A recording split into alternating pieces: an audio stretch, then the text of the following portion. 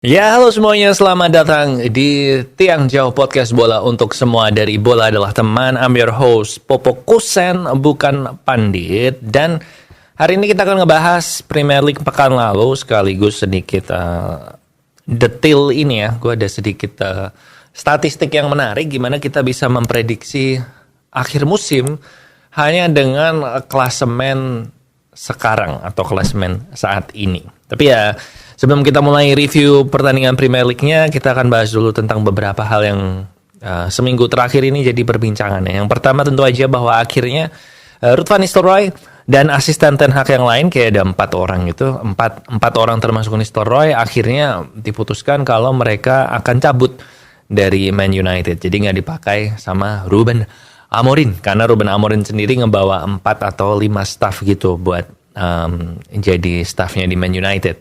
Nah, ngomong-ngomong soal Man United, Bruno Fernandes juga menyelamatkan penumpang pesawat waktu dia international break kan. Dia naik pesawat sama Dalot gitu, dan penumpang pesawatnya ini tuh tiba-tiba kayak serangan jantung atau keringat dingin apalah gitu lah. Nah, si Bruno ini lagi lewat mau ke WC nih, terus akhirnya minta tolong, dia yang neriakin pramugara atau pramugarinya. Gue cukup kaget sih Bruno sama Dalot gitu naik pesawat komersial gitu, dan mereka naik kelas ekonomi kan, kayaknya mereka naik pesawat yang budget airline gitu loh, yang kayak yang nggak ada kelas, yang nggak ada bisnis kelasnya gitu. Gue cukup kaget soal itu sih.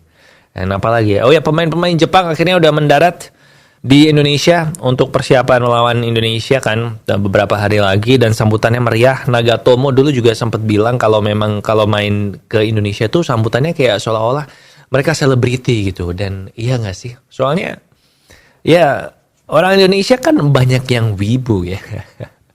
Dan fans yang cuma ngefans Kapten Tsubasa doang itu juga gue udah masukin ke wibu, karena kan nyambungnya sama sepak bola nih. Jadi wajar kalau pada ini suka sama Jepang. Gue juga dulu waktu kecil kalau main Winning Eleven atau Pro Evolution Soccer gitu yang cuma negara kan selalu pengen nyobain gitu pakai Jepang gimana, apakah Jepangnya bagus, apakah Jepangnya enak dipakai gitu. Banyak yang bilang, oh ini Jepang kurang cepat mainnya tapi teamworknya bagus gitu. Padahal sebenarnya kalau lo main PES yang zaman dulu ya kan nggak ngefek ya.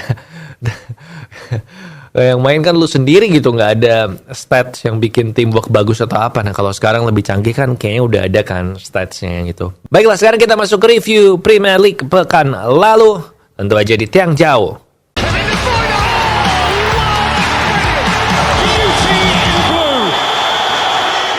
Yang pertama adalah Chelsea Arsenal 1-1 sesuai prediksi gua minggu lalu, 1-1.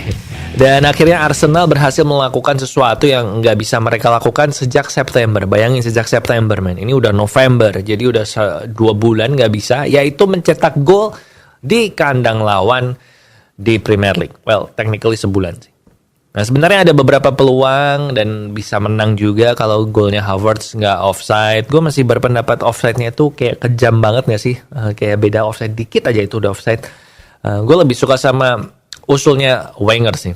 But Arsenal Arteta musim ini kayaknya masih belum sembuh dari penyakit yang gue bilang dari beberapa musim lalu ya. Ya zamannya Arteta lah. Jadi Arsenal ini bisa mendominasi pertandingan, apalagi ini Odegaard udah balik kan. Nah, tapi mereka tuh nggak punya striker berdarah dingin gitu, nggak punya ya pembunuh yang bisa mencetak gol tiap kali dapat peluang gitulah. Dan menurut gue itu kesulitannya Arsenal sejak beberapa musim lalu. Dan ini mereka udah kepleset lagi, seri sama Chelsea 1-1, makin tertinggal jauh dari puncak klasemen, yaitu Liverpool yang mengalahkan Aston Villa 2-0. Dan ini artinya dalam 34 tahun terakhir hanya sekali Liverpool meraih poin lebih banyak setelah 11 pertandingan pertama. Dan itu terjadi di tahun 1920 waktu Jurgen Klopp meraih 31 poin, lebih banyak 3 poin dari musim ini. Nah, jadi musim ini tuh terbaik kedua gitu dalam 34 tahun terakhir, 28 poin.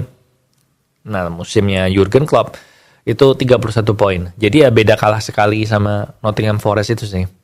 Dan tentu aja kita tahu 1920 Jurgen Klopp membawa Liverpool menjadi juara Liga Covid ya, Liga Inggris yang versi Covid.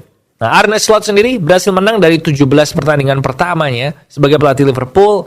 Dan menurut gue minggu lalu juga performa Liverpool itu gila sih karena mereka menang lawan Brighton, lawan Bayer Leverkusen, lawan Aston Villa. Itu 3 pertandingan yang sebenarnya tricky kan. Dan si Slot ini juga makin disukai pemainnya karena dia rendah hati waktu ditanya gimana caranya men-stop Aston Villa corner segala macam. Nah mereka bilang kalau ya ini semua berkat pemain gue. Dia bilang kayak gitu. Jadi makin disukai. And then selanjutnya kita ke Brighton, Man City 2-1.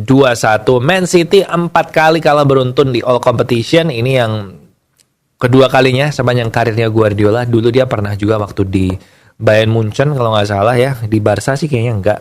Dan lagi-lagi City babak pertama mendominasi sama kayak waktu lawan Sporting. Tapi di babak kedua mereka drop dan akhirnya Brighton bisa membalikkan keadaan. Nah Bernardo Silva itu bilang di habis interview kalau dia beruntung merasa seneng karena ini international break. Jadi ini benar-benar international break yang dibutuhkan. Jadi mereka mau mengembalikan fokusnya mereka. Terus ada pemain yang cedera-cedera itu juga bisa balik. 14 pemain cuman yang available cuma 14 pemain kan. Menurut gua City belakangnya sih kayaknya speednya udah menurun karena faktor umur ya. Si Kyle Walker udah tua, kayaknya umurnya 34 atau berapa sih. Dan udah mulai gak bisa mengandalkan speednya nih untuk mengejar musuh-musuh yang counter attack gitu. Karena orang kalau lawan City mereka counter attack kan. Kayak Sporting kemarin gitu kan. Nah back-backnya City tuh gak ada yang kenceng gitu, gak kayak dulu. Tapi yaudah kita tunggu aja nanti abis international break. Toh City kayak gini juga masih di peringkat kedua sih. Walaupun udah ketinggalan 5 poin sekarang sama Liverpool. Ngomong-ngomong soal tim yang juga tidak konsisten, yaitu adalah Tottenham. Setelah ngalahin City di Carabao Cup, sekarang mereka kalah sama Ipswich. Yang sebenarnya di musim ini tuh mereka belum pernah menang gitu. Jadi Ipswich ini baru sekali menang aja lawan Tottenham kemarin. Dan si Tottenham ini sebelum ini di Liga itu juga pernah kalah sama Crystal Palace. Di mana Crystal Palace sendiri mirip kayak Ipswich musim ini hanya menang sekali aja di Liga, yaitu ya lawan Tottenham kemarin. Tottenhamnya inkonsisten banget sih. Tapi nggak apa-apa, masih beda 3 poin aja dari 3 besar. Dan sekarang kita akan ngebahas soal klasemen. Reviewnya udah dulu ya. Nah, klasemen Liga Inggris ini sekarang kan kita udah jalan 11 kali main. Nah, tadinya gue bikin konten ini tuh gimana klasemen di pekan ke-10 itu bisa memprediksi akhir musim dengan cukup akurat gitu. Ya, tapi karena kemarin udah main yang ke-11, terus ya udahlah, anggap aja pekan ke-11 juga nggak apa-apa, cuman beda 1 pekan. Toh makin nambah pekan kan makin akurat ya nih menurut studi yang gue baca ini. Anyway, gue baca dulu ya. Jadi ada bukti-bukti statistik yang menunjukkan kalau posisi-posisi klasemen di pekan 10, pekan 11 ini tuh nggak akan berubah secara dramatis. Sejak pertama kali di Liga Inggris tuh ada 20 tim. Nah, 38% atau lebih dari sepertiganya itu cuma bergeser 1 posisi atau sama posisinya di klasemen pekan ke-11. Jadi kalau dibandingin nih sama di akhir musim akhirnya peringkat berapa? Nah, sepertiganya itu cuman geser 1 atau posisinya sama, dan yang 2/3 itu ganti. Dan ada statistik satu lagi, yaitu tim yang ada di puncak klasemen di pekan ke-11 itu punya kemungkinan 78% untuk finish di posisi 3 besar.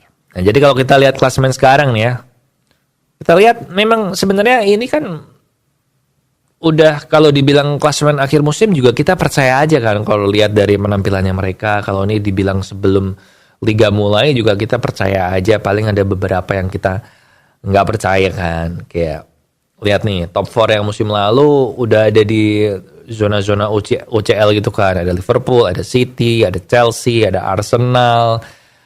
Chelsea musim lalu nggak Champions League sih, tapi ada Newcastle nih kan cuman beda 1 poin gitu. Terus tim-tim promosi ada Ipswich, ada Southampton, ada Leicester, itu juga udah ada di zona-zona degradasi gitu kan. Jadi ya udah mulai terbentuk lah gitu. Dan gue bilang tadi puncak klasemen di pekan ke-11 tuh udah 78% ya finish di 3 besar. Jadi kalau lo fansnya Liverpool ya udah cukup yakin lah ya kalau musim depan lu bakal Liga Champions lagi.